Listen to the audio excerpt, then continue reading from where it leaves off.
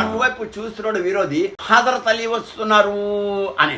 ఉదాహరణకు అలా హజరత్ ఆషాది, చంద్రుడు, ఖాలిద్ వలిద్, సౌరుడు ఇట్లా ఉండేది అనమాట. ఆ సూచికను బట్టి మనిషిది. వీళ్ళు ఈ సూచికకి ఏడ్ చేశారు. హసన్ రాజును 43 హిజ్రీలో అమరులైపోయారు. 43 హిజ్రీలో అమరులైపోయారు. ఇది హసన్ రాజుకి రాత్రిళ్ళు నీళ్లు తాగడం అలవాటు. ఒక కూజాలో గాజు ముక్కలు చిన్నవి చేసి ఆ నీళ్లలో పెట్టేశారు. హసన్ రాజును రాత్రి లెగిసి ఆ కూజాతో నీళ్లు తాగారు. హిజ్రీ 43లో హసన్ పోయారు. ఇక మహాప్రవక్త శ్వాసం వారు పోయిన తర్వాత అబూబకర్ సిద్దిక్ను 2 సంవత్సరాల 3 నెలల 11 రోజులు రాజ్యం ఏలారు. తర్వాత ఉమర్ బిన్ ఖత్తాబ్కు 10 సంవత్సరం రాజ్యం ఏలారు. Usman ibn Affan 10.5, Hazrat Ali 4.5. ఇవి 29 అయ్యేది.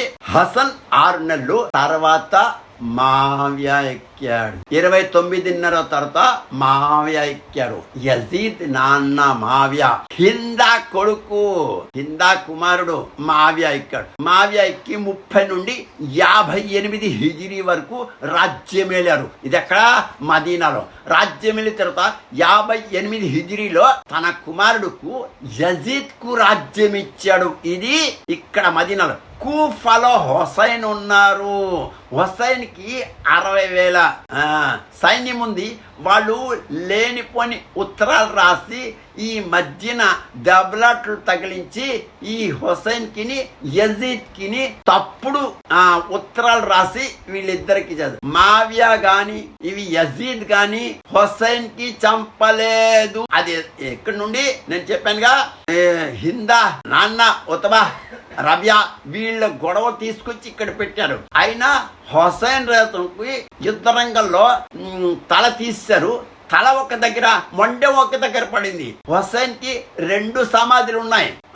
బుర్ర ఒక సమాధి, మొండెం ఒక సమాధి. ఇది హుసైన్. మరి హజరత్ అలీ యుద్ధ రంగంలో వెనక నుండి బాణాలు వేశారు. అది గుర్రం సముద్రపు ఒడ్డున అట్లా తీసుకెళ్ళిందట. భూమి మీద హజరత్ అలీ సమాధి లేదు. జనాజా ఎవరు చదవలేదు. అతనికి ఎక్కడ వెళ్ళిపోయిందో ఆ గుర్రం తెలియదు. ఇప్పుడు సమాధి ఉందంటే అది డూప్లికేట్ సమాధి. జనాజా ఎవరు చదవలేదు. సిద్దిక్ ఉమర్ ఉస్మాన్ కి జనాజా చదివిన వాళ్ళు పేర్లు ఉన్నాయి. హజరత్ అలీకి ఇది. ఇక ఇత్తడి ముక్కలకు వీళ్ళు పూజ చేస్తారు. ఇది సృష్టి పూజ లేదని అప్పుడు నుండే చెప్తున్నారు. ఇక ఇత్తడి ముక్కలేంటి? ఒక నాస్తికుడు చెప్తున్నాడు, చెట్టు నుండి కొమ్మ, చెక్కితే బొమ్మ, గుళ్ళో పెడితే అమ్మ అన్నాడు. ఆకారం మారింది. చెట్టు నుండి కొమ్మ అంటాం, చెక్కేస్తే బొమ్మ అంటాం, గుళ్ళో పెట్టేస్తే అమ్మ అంటాం. ఆకారం మారినంత నా దేవుడు కాదు. ఈ సృష్టికి పూజ లేదు. ఇది ఈ మొహరం 63 హిజ్రీలో హుసైన్ అమరులయ్యారు. ఇక ప్రవక్త వారికి వీళ్ళకి సంబంధము లేదు. ప్రవక్త వారు జీవిత కాలంలో వీళ్ళు అమరలేరు. వీళ్ళకేంటి పూజలు పునస్కారం లేవు, ఈ సర్బత్తులు లేవు. మొహరం రాగానే నల్లబట్ట. ఇంకొకటి, ఈ మొహరం నెల మొదటి నెల, ఉదాహరణకు వీళ్ళకి జనవరి అని, వీళ్ళకి ఆషాఢం అని మొదటి నెల. ఖురాన్ హదీస్ లో లేదు. ఉస్మాన్ బిన్ అఫ్ఫాన్ మొహరం మొదటి నెల తీశారు. ఎందుకంటే నేను ఇప్పుడు చదివాను, ఇన్న ఇద్దరు షోరి 4 నిషిద్ధపు నెలలు అన్నారు కదా అల్లా. ఆ 4 నిషిద్ధపు నెలలో జిల్హజ్జా, జిల్హజ్జా, మొహరం, రజబ్. ఎందుకు ఈ 4 నెలల్లో యుద్ధాలు చేయకూడదు? కారణం ఏమిటంటే జిల్హజ్జాకి వెళ్ళేటప్పుడు ఒక నెల, జిల్హజ్జాకి బయలుదేరుతాం, జిల్హజ్జా చేసుకుంటాం, మళ్ళీ వచ్చేటప్పుడు మొహరం. ఈ 3 రజబ్. ఈ 4 నెలల్లో యుద్ధాలు చేయకూడదు అన్నాడు. ఇక ఉమర్ బిన్ ఖత్తాబ్ ఎట్లా తీశారో ఇది పెద్ద గాథ, గంటలవుద్ది. ఉమర్ బిన్ ఖత్తాబ్ ఎట్లా ఇస్లాం యొక్క 4 ఫరజులు: 1 కల్మా, 2 నమాజ్, 3 రోజా, 4 జకాత్, 5 హజ్. ఈ జిల్హజ్జా 5లో వచ్చింది. ఏం చేశారు ఉమర్ బిన్ ఖత్తాబ్? జిల్హజ్జా 5లో వచ్చింది కదా, అలాగా మా నెలలలో కూడా ఆఖరిని వస్తే అట్లాగుంటుంది. ఇస్లాంకి ఫరజ్ 5 కదా, లాస్ట్ లో వచ్చింది ఫరజ్. ఏది?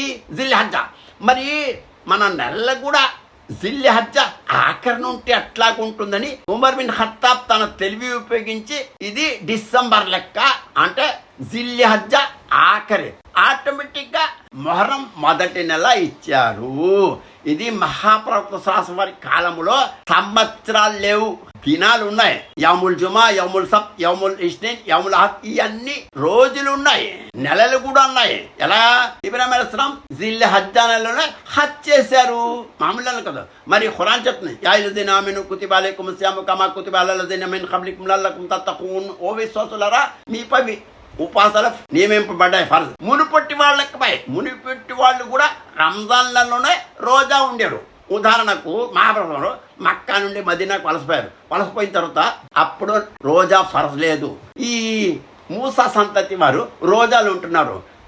అడగండి ప్రవక్త అస్సాబిలతో అడగండి ఎందుకు ఉంటారు. అయితే మూసా సంతతి చెప్పారు, మూసా అలైహిస్సలాం మొహరం నెలలో 10వ తారీఖున దర్యా నీల్ ఎర్ర సముద్రానికి చీల్చారు.